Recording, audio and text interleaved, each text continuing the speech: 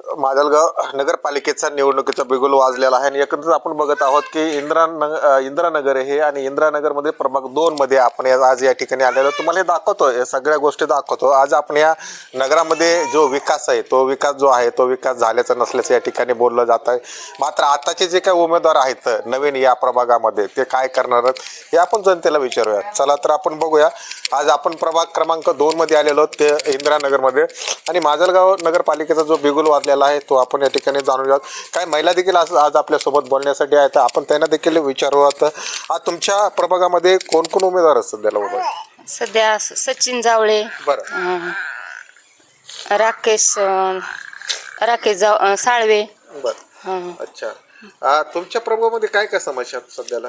आमच्या नाल्या, रस्ते, नळाचं पाणी बरं, हो म्हणजे टायमाला येत नाही। असं आहे का? हो। आता या निवडणुकीमध्ये मतदान कोणाला आहे तुमच्याकडून? आता आम्ही सचिन जावळेंना करणार आहोत मतदान। अच्छा, कुणाला? सचिन जावळे। बरं, कुणाला मतदान आहे? सचिन भाऊ जावळेला। सचिन भाऊ जावळे। अच्छा, का बरं? का बरं? ते सगळे असे काही बी काम गरिबाचे हे करते तर मदत करते तर काय कोणाचं असलं तर पटकन येते तर म्हणून त्यालाच करणार आहेत आम्ही मतदान। अच्छा, काय कामं केले त्यांनी? ते ना आतापर्यंत बऱ्याच जणांना दवाखान्यात मदत केली पैशाची, परत बरंच काही केलंय त्यानं। बरं बरं। सचिन भाऊचा स्वभाव कसा आहे? एकदम भारी आहे। असं आहे का? हा, अच्छा, गोरगरिबाला मदत करते, हॉस्पिटलमध्ये गाडी पाठवते। हो अच्छा। तुमच्यासोबत काही म्हणजे तुमचं काही काम केलेत का? हो, आमचं पण काम केलंय। हॉस्पिटलला होतात तर आम्ही आमच्याकडे आले, आमची मदत केली। अच्छा, हो। बरं, आता त्यांच्याकडून काय अपेक्षा आहेत कामाच्या? आता का हेच गोरगरिबांची मदत करायची, ज्यांना घर नाही त्यांना घर द्यायचे, नाल्याचे रस्त्याचे काम करून घ्यायचे। त्यांच्याकडे काही हे नसताना, पद नसताना ते एवढी मदत करीत होते। काही झाले तर अजून आमची मदत करते ते। बरंच मदत केली। घरकुलं भेटले तुम्हाला? घरकुल नाही भेटले अजून। बरं, त्याने विहाराची मदत केली आम्हाला। असं आहे का? आणखीन म्हणजे तुम्ही घरकुला असतील किंवा बाकीचे शासनाच्या योजना आहेत तुमच्यापर्यंत पोहोचल्यात का नाही? नाही, आमच्यापर्यंत नाही, काहीच योजना नाहीत आम्हाला तसल्या। काहीच नाही आल्या? नाही। अच्छा, मग आता सचिन भाऊ रिंगणात सध्याला त्यांच्याकडे काय बोललात का नाही आम्हाला काय भेटलं नाही म्हणून? त्यांच्याकडून महागाईच्या आधीच ते आधीच हे करते तर झाल्यावर काही ना काही करतेनच ना आमच्यासाठी। बरं झाल्यास ते वेळेस येऊ देत नाहीत, बोलण्यापर्यंत येऊ द्यायचे। बरं, त्यांना कळतंय ना आमची पब्लिक कशी राहते, काय राहते। अच्छा गोरगरिबाला कसं करायचं काय लगेच हे करते ते। अच्छा अच्छा अच्छा। बरं, आता गोरगरिबाचं ते म्हणजे सचिन भाऊ काम करतायत, हो किती मत निवडून येतील बरं अंदाज? अंदाज बऱ्याच मतांनी निवडून येतील। बरं, नक्की? नक्की।